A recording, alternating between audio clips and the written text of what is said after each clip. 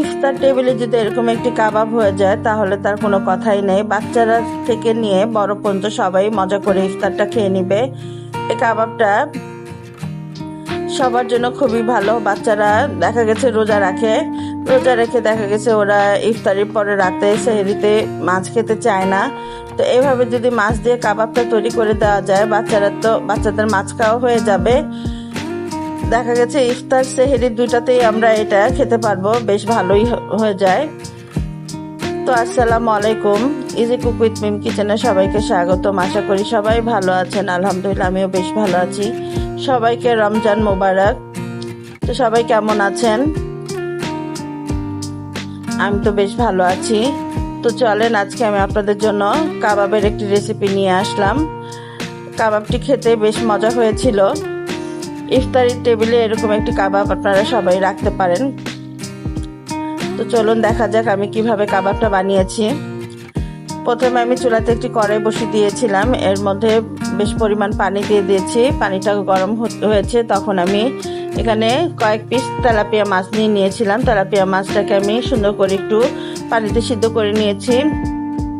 সাথে দুটো আলু দিয়ে দিয়েছিলাম, দিয়ে এগুলো সুন্দর করে আমি সিদ্ধ করে নিয়েছি। সিদ্ধ করে একটা ঠান্ডা হয়ে গেছে তখন আমি যে আলুগুলোকে ম্যাশ করে নিয়েছি। তারপর মাছগুলোকে আমি সুন্দর করে বেছে নিয়েছি, এর থেকে কাঁটাগুলো সব ফেলে দিয়ে এরপর একে এক করে আমি এর মধ্যে সব মশলা দিয়ে দিয়েছি। মরিচ গুঁড়া 2 টেবিল চামচ, ধনিয়া 1 টেবিল চামচ, জিরা গুঁড়া দিয়েছি 1 টেবিল চামচ, শাহি গরম মশলা দিয়েছি। শাহি গরম মশলাটা আমার ঘরের তৈরি, তোমরা যে কোনো একটা দিতে পারো। তারপর দিয়েছি পেঁয়াজ বেরেস্তা, সাথে দিয়েছি ধনিয়া পাতা, কাঁচা মরিচ কুচি, একটি ডিম দিয়েছি। ডিমটা আমি এখানে বাইন্ডিং এর কাজ করবে খুব সুন্দর। সাথে দিয়েছি ব্রেড ক্রাম্ব, 1/2 কাপের মতো ব্রেড ক্রাম্ব দিয়েছি। ব্যাস এগুলো দিয়ে খুব সুন্দর করে আমি এটাকে এখন মেখে নেব। সাথে একটু টমেটো কেচাপও দিয়েছিলাম। আর শাহি ফ্লেভার আনার জন্য আমি এটার মধ্যে একটু গোলাপ জল দিয়েছি, কেওড়া জল বলা যায়, ওটা দিয়েছি সামান্য পরিমাণ 1 ফোঁটা মতো দিয়ে। তারপরে এগুলোকে আমি খুব সুন্দর করে ভালো করে মেখে নিয়েছি।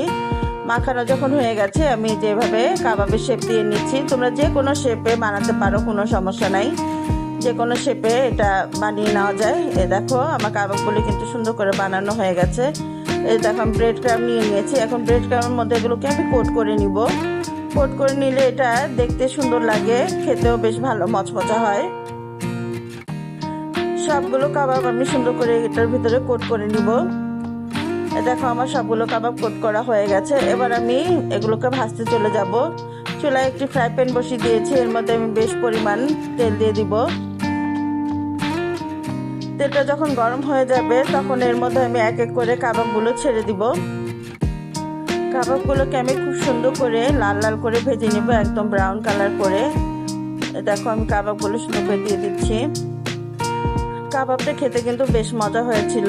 এভাবে যদি কাবাব বানিয়ে বাচ্চাদের দেওয়া যায়, বাচ্চারা তো খুব খুশি হয়ে আনন্দ নিয়ে খেয়ে নেবে। আর দেখা গেছে সেহরির সময় এটা তোমরা খেতে পারো, ভাতের সাথেও খেতে বেশ ভালো লাগে। ইফতারিতে তো খেতেই পারবা, ভাতের সাথেও আবার সেহরিতেও তোমরা খেয়ে নিতে পারবা। একটা দিয়ে তোমাদের 2টা কাজ হয়ে যাবে, বেশ ভালো হবে। যে দেখো আমার কাবাবগুলো কিন্তু সুন্দর করে আমি লাল লাল করে ভেজে নিচ্ছি, একদম ব্রাউন ব্রাউন কালার করে।